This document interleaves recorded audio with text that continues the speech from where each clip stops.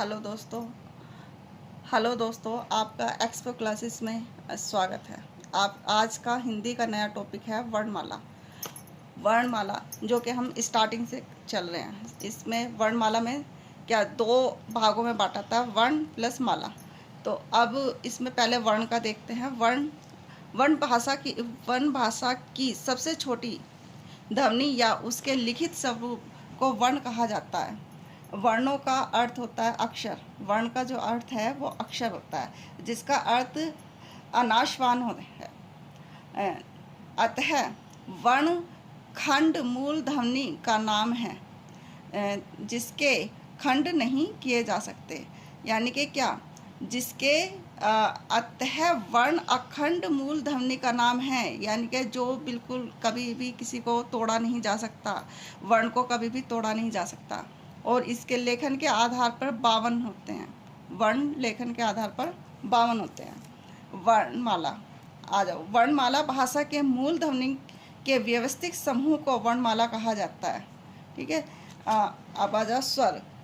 वे वर्ण जिनके उच्चारण के लिए किसी अन्य वर्ण की आवश्यकता नहीं होती, वे स्वर कहलाते हैं। यानी कि स्वर अपने आप में स्वतंत्र होते हैं। इन्हें बोलने के लिए किसी भी चीज़ की, किसी भी दूसरे स्वर की, वर्ण की आवश्यकता नहीं होती। ये अपने आप में स्वर स्वतंत्र हैं। इसकी इकाई जो उच्चारण के आधार पर 11 है और लेखन के आधार पर 13 है।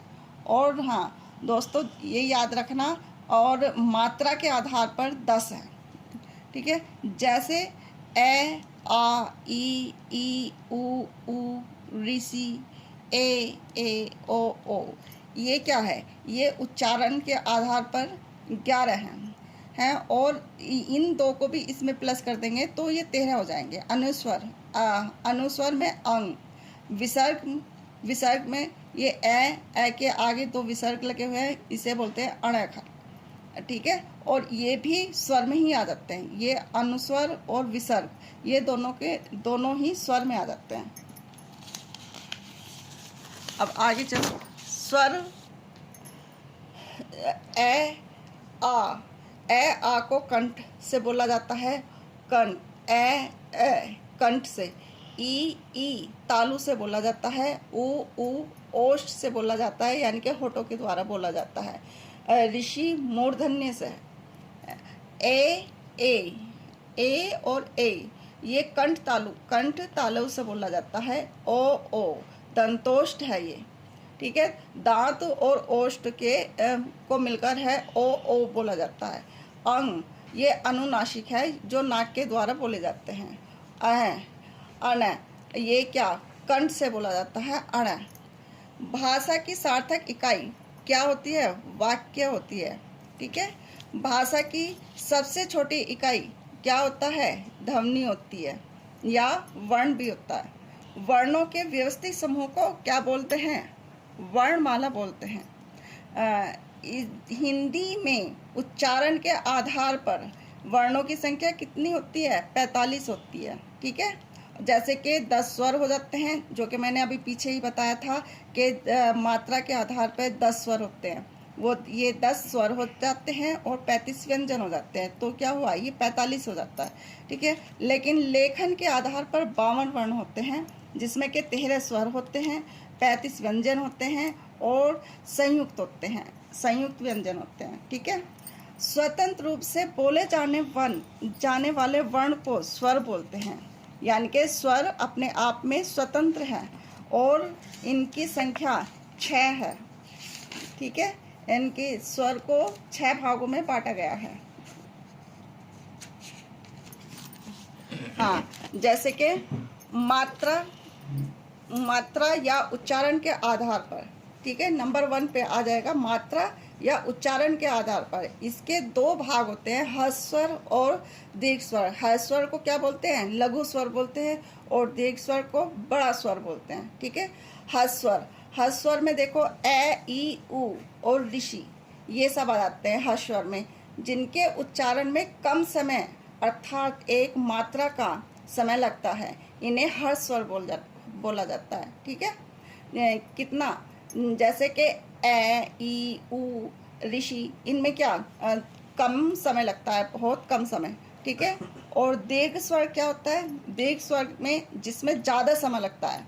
देखो, जिनके उच्चारण में अधिक समय अर्थात 2 मात्राओं का समय लगता है, उन्हें क्या बोलते हैं, दीर्घ स्वर बोलते हैं। यानी कि ये देखो, अब अभी आपने ऊपर क्या देखा, आ, ए, यहाँ पे कोई क्या एक ही वर्ण था, ठीक है, और अब नीचे क्या आ गया, आ, यानी कि इसके आगे एक वर्ण और आ गया, डंडा, आ का डंडा लग गया है, ठीक है। क्या हो गया ये, आ, यानी कि 2 वर्ण बन गए ना, 2 वर्णों का समय, 2 मात्राएं हो गई। इसमें एक मात्रा यहाँ पे पहले मात्रा नहीं थी, लेकिन यहाँ पे मात्रा लगा दी, तो क्या हो गया, ये आ हो गया। फिर ई के ऊपर एक मात्रा लगी हुई है, क्या हो गया, ई, 2 मात्राओं का समय लग गया इसमें, आ, ई, उ, ए, ओ, अंग, ठीक है। ये सब क्या है, जिनमें 2 मात्राओं का समय लगता है, यानी कि जो हर्ष स्वर में जो समय लगता है उससे अधिक ज़्यादा समय इस दीर्घ स्वर में लगता है। अब जीभ के प्रयोग के आधार पर, यानी कि जो जीभ के द्वारा बोले जाते हैं, अग्र स्वर क्या होता है, जो आगे के भाग की जीभ से जो बोलते हैं, जैसे कि आगे का भाग होता है जीभ का, ई, ए, ठीक है। जैसे कि आप बोल के, आप जहाँ पे दोस्त जहाँ पे भी बैठे हो, आप बोल के देखना, ई, ए, अर्घ स्वर, ये यानी कि आगे के भाग से बोला जाता है जीभ के, ठीक है। और मध्य स्वर, ये बीच, ए, यानी कि बीच के जीभ के बीच के भाग से निकलता है, ए, ठीक है। पश्चर क्या होता है, जो पीछे का जो भाग होता है, ठीक है, वो उससे बोला जाता है। जैसे कि जिसमें 2 मात्राओं का समय लगता है, अधिक समय लगता है, वो क्या पीछे से एकदम कंठ से निकलता है, यानी कि जीभ के पीछे के भाग से निकलेगा, ए, ई, ए, उ, ओ, औ, अंग, ये क्या है, ये सारे के सारे पश्चर हैं, ठीक है। अब आ जाओ मुख द्वार खुलने के आधार पर, यानी कि जब हम अपना मुख खोल के पढ़ते हैं उसके आधार पर। विव्रत स्वर क्या होते हैं, विव्रत स्वर मुख द्वार पूरा खुलता है इसमें, ठीक है। जैसे कि आ, इसमें क्या, बड़ा आ, जिसमें कि ए के आगे एक मात्रा है, 2 मात्रा है, तो इसमें क्या, पूरा आ बोलने पे पूरा मुंह खुलेगा, ठीक है।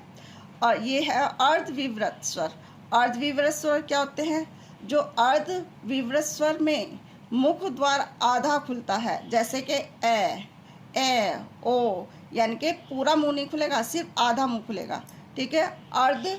अर्धसंवृत स्वर क्या होते हैं, अर्धसंवृत स्वर में क्या मुख द्वार आधा बंद होता है, यानी कि ए, यानी कि आधा बंद हो जाता है। संवृत स्वर क्या होता है, संवृत स्वर में मुख द्वार लगभग बंद रहता है, जैसे कि हम मतलब मुख द्वार अधिकतर बंद ही रहेगा, बंद मतलब थोड़ा सा मुंह खोलने पर ही भूल जाएगा, जैसे कि ई, उ, ज़्यादा मुंह खोलना नहीं पड़ेगा, बहुत कम मुंह खोलना पड़ेगा, ठीक है। अब आ जाओ ओष्ठ की स्थिति के आधार पर, यानी कि होठों के द्वारा जो बोले जाते हैं उनके आधार पर, ये देखो, विव्रतमुखी और व्रतमुखी।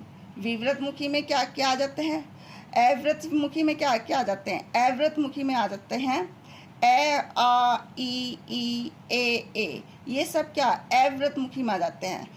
व्रतमुखी क्या हो जाता है, उ, ओ, आ, यानी कि व्रत जो के हमारे मुंह का व्रत यानी कि गोल मुंह बनता है, उसे क्या व्रत मुखी हो जाता है। और ये अव्रत हो जाता है, यानी कि यहाँ पे कोई भी गोले मुंह को गोल नहीं किया जाता, ठीक है। अब अव्रत मुखी, इनमें होठ गोल नहीं होते, जो कि मैंने अभी ऊपर बताया था, इनमें जो होठ है वो गोल नहीं होते, जैसे आ, ए, आ, ई, ए। व्रतमुखी क्या होता है, इसमें होठ गोल होते हैं, जैसे कि उ, ओ, औ, ठीक है। अब हवा के नाक के मुंह के आधार पर, इसमें क्या होता है, हवा के नाक यानी कि मुंह से निकलने के आधार पर। ये नी अनुनासिक यानी कि निरानासिक, यानी कि नी अनुनासिक क्या होता है? निरनुनासिक जो मुंह से बोले जाने वाले शब्द हैं, जैसे ए, आ, ई, ये क्या है? निर अनुनासिक है। ठीक है। अनुनासिक शब्द क्या होते हैं? जो हम नाक या मुंह के द्वारा जो बोले जाते हैं, ए और आ। ठीक है। ए अंक की बिंदी, और यहाँ पे भी अंक की बिंदी लगी हुई है, तो ये क्या हो गया? ये हम नाक के द्वारा, अंक की बिंदी को हम नाक के द्वारा बोलते हैं। नोट, ये देखो, सभी अनुनासिक स्वर आयोग वाह होते हैं। जितने भी अनुनासिक स्वर होते हैं वो सारे सारे आयोग वाह होते हैं। ठीक है। अब देखो, घोष के आधार पर सभी स्वर सघोष ध्वनि के होते हैं।